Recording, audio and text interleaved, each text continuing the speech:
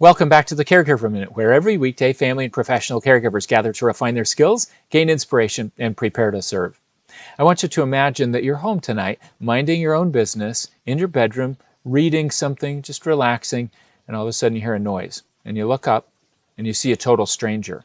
And the stranger starts going through your cabinets. And then the stranger comes over and tries to interact with you. Guaranteed, if that happens, you're going to have a lot of stress. It's going to be a frightening experience. Now, I don't say that to trigger anybody if you've unfortunately had a bad experience like that, but I want you to think about what it would be like if you were 90 years old with advanced Alzheimer's disease. You had no idea where you were. You were taking your cues from what you see around you in the moment, and maybe you're in a memory care community, maybe you're in a skilled nursing facility, but your family has set up some things to make it look more home-like. And in the moment, you really don't know exactly where you are, but you see some things that look a little familiar, maybe some family pictures that you still recognize. And so you assume that you're home, in your room, minding your own business. And if I walk in as a well-meaning but very task-focused staff member, and I go straight to the task of trying to get your pajamas and find your adult briefs and gather what I need to help you get ready for bed, if you think about it, the pattern of behavior is very much the same as in the first scenario that I described. You'd be sitting there not knowing who this person is, and all of a sudden they're going through your stuff, and then they come over and they presume to start to try to interact with you.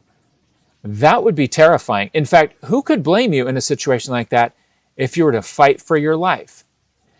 When you look at the observable pattern of behavior in both of those scenarios that I described, they're virtually identical.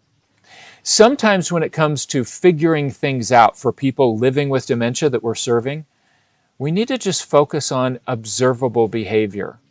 This harkens back to my degree program in communication.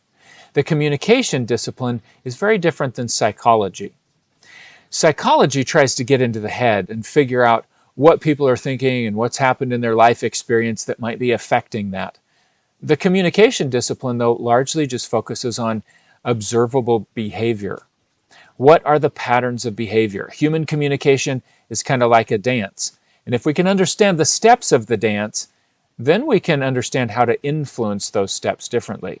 If you find yourself stuck trying to figure out what is going on, what is the person that I'm serving trying to communicate, a good rule of thumb is to just take a step back and look at the observable pattern of behavior for what it is. Don't make assumptions about how you feel and what your intentions are. You could be very well intentioned, but seen from an outside perspective, when we look at the observable pattern of behavior, it might be something very different than you're intending. I hope you'll take some time today to consider the observable patterns of behavior that you have demonstrated when interacting with the person or people that you're serving. I'm sure it will give you some interesting insight, and it may just help you deconstruct some tough situations that have been coming up and figure out what the next step forward might look like. Thanks for watching. I'll see you again tomorrow for another episode of the Caregiver Minute.